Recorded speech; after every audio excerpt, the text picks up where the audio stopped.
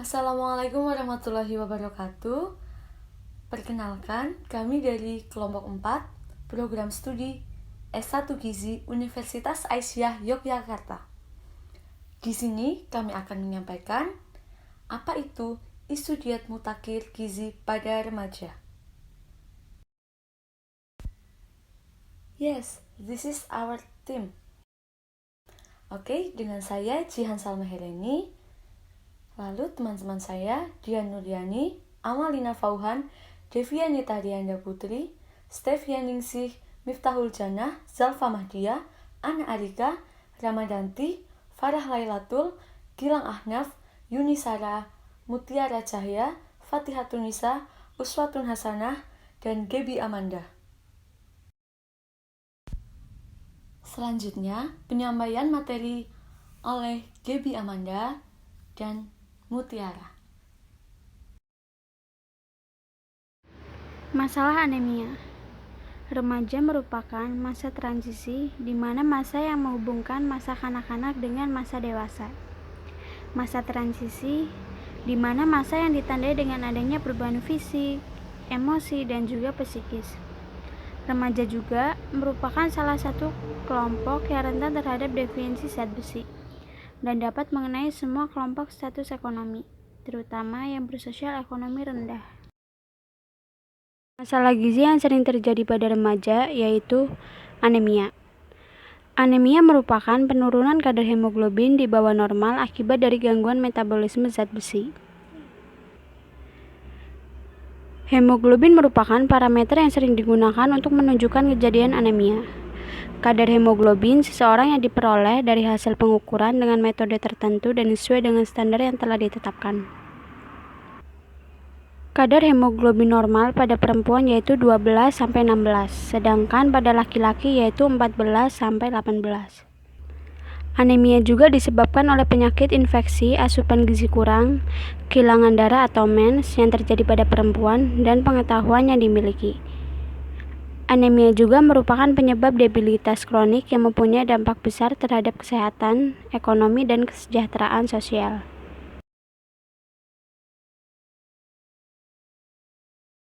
Prevalensi anemia.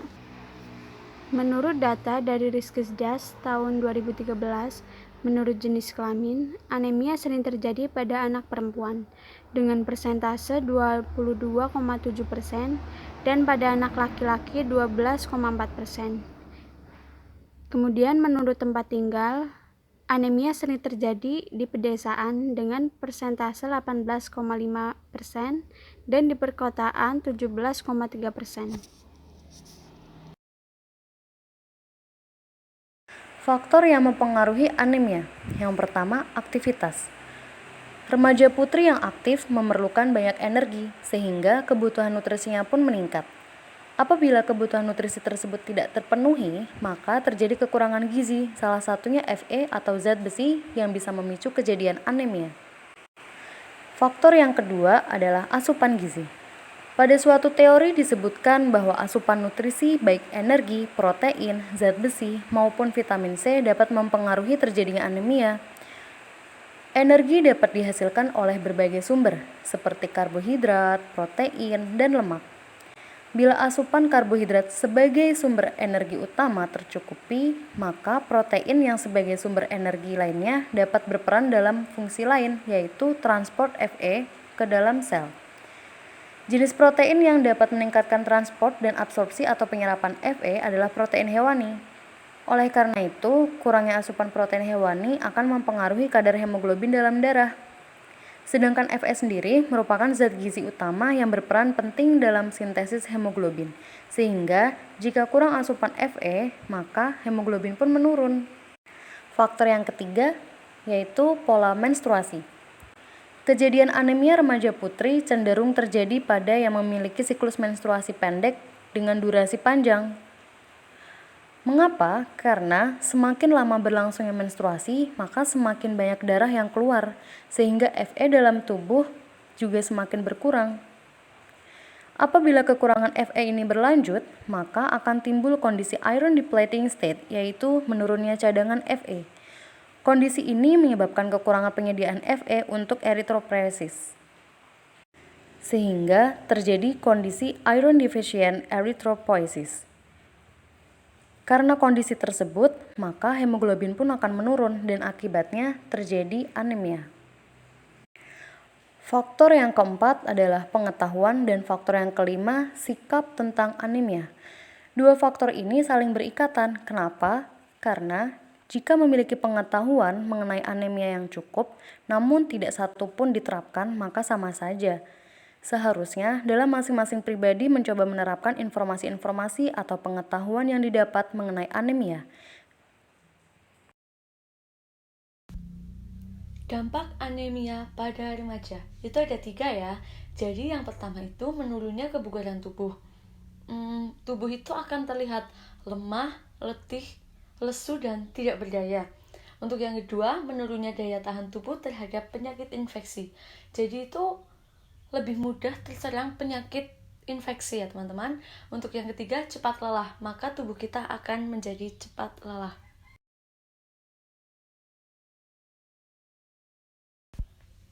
Lalu, pola makan yang dianjurkan adalah yang pertama, sumber zat tenaga, itu berupa roti dan tepung-tepungan. Yang kedua, sumber zat pembangun, itu berupa ikan, telur, daging, susu, ayam, kacang-kacangan, tahu, dan tempe. Yang ketiga, sumber zat pengatur, yaitu ada sayur dan buah. Nah, di sini ada makanan sumber zat besi, itu adalah yang utama untuk mencegah anemia, yaitu berupa sayuran hijau, seperti contohnya yang utama mengandung banyak zat besi itu adalah bayam. Lalu di sini ada daging-dagingan, ikan laut, dan biji-bijian. Ya, isu mutakhir yang kedua adalah masalah obesitas. Sebenarnya apa sih hubungan antara aktivitas fisik dengan kejadian obesitas pada remaja? Seseorang yang kurang melakukan aktivitas fisik seperti olahraga dan kegiatan-kegiatan yang membutuhkan banyak gerak tubuh merupakan hal yang harus diwaspadai terhadap terjadinya obesitas. Kenapa? Karena aktivitas fisik yang lama sangat membantu dalam mencegah terjadinya kenaikan berat badan seperti yang dipaparkan oleh Vera dalam penelitiannya pada tahun 2012. Lalu, obesitas sendiri apa sih sebenarnya?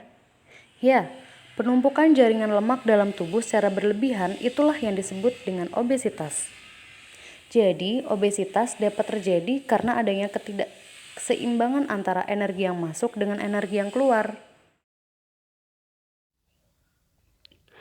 Obesitas atau yang biasa dikenal sebagai kegemukan merupakan suatu masalah yang cukup merisaukan di kalangan remaja.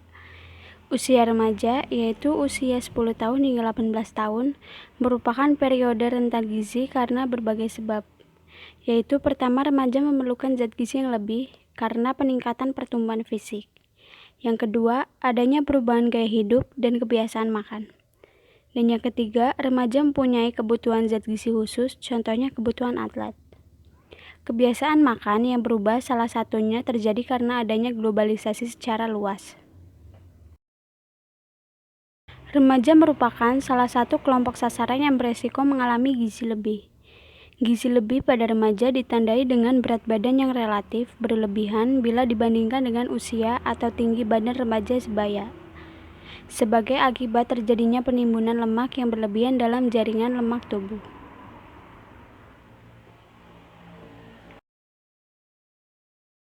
Selanjutnya faktor-faktor obesitas. Yang pertama, lingkungan, dan yang kedua, psikososial. Dua faktor ini saling berkaitan. Seperti yang kita tahu bahwa pada usia remaja, yaitu 10-18 tahun merupakan periode yang masih labil dan rentan terpengaruh oleh teman dan lingkungan, sehingga besar kemungkinan akan mengonsumsi makanan yang tidak memenuhi gizi seimbang dan tinggi lemak, dan akan terjadi penambahan berat badan berlebih. Faktor yang ketiga yaitu status kesehatan, dan faktor yang keempat pola hidup. Usia remaja merupakan periode rentan gizi, karena remaja memerlukan zat gizi yang lebih tinggi untuk meningkatkan pertumbuhan fisiknya. Selain itu juga karena adanya perubahan gaya hidup dan kebiasaan makan.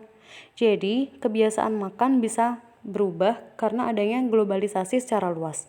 Dan faktor yang kelima adalah aktivitas fisik. Seperti yang tadi sudah dijelaskan, bahwa aktivitas fisik yang lama sangat membantu dalam mencegah terjadinya kenaikan berat badan. Dan faktor yang keenam yaitu genetik. Lalu apa sih cara untuk menanganinya? Yang pertama, memperbaiki pola makan. Ya, pola makan yang teratur akan mencegah remaja untuk jajan sembarangan. Yang kedua, olahraga teratur atau rutin dalam beraktivitas fisik. Dan yang ketiga, tidak stres. Karena dalam suatu penelitian ditemukan bahwa remaja yang stres rentan melampiaskan pada makanan sehingga memicu kenaikan berat badan. Dan yang keempat, tidak diet tinggi lemak dan karbohidrat sederhana. Mengapa? Karena akan meningkatkan total asupan energi dan meningkatkan kemungkinan terjadinya obesitas.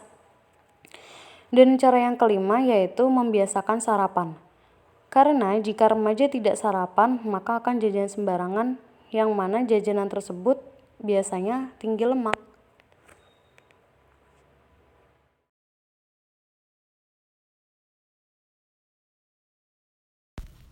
Demikian presentasi dari kami kelompok 4. Kurang lebihnya mohon maaf.